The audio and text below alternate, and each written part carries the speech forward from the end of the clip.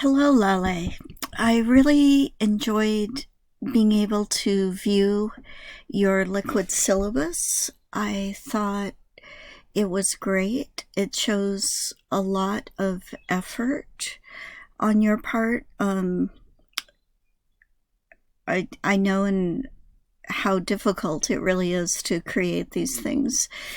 So overall, I thought that it just really showed a positive, warm introduction to the class. I liked the way that you acknowledged the difficulty of the content and told students that, mistakes will happen, they will make mistakes are expected. This was one of my favorite lines. We all make mistakes and we will try to learn from it. So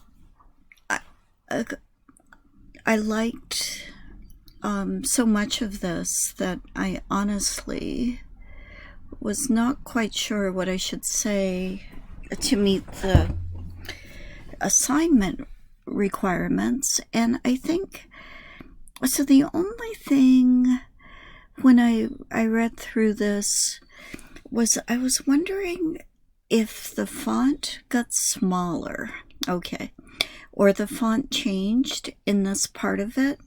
I found I have kind of borderline vision difficulties, and to be honest, I found this to be more difficult to read. And so what flashed through my brain was that I was wondering if the font size here was sufficient to meet ADA guidelines. And again, this is something that I struggle with both when I look at websites and then also when I'm creating my own content in Canvas. I'm constantly wondering if what I'm doing actually does meet ADA guidelines, which is, part of the learning process, I think, for us.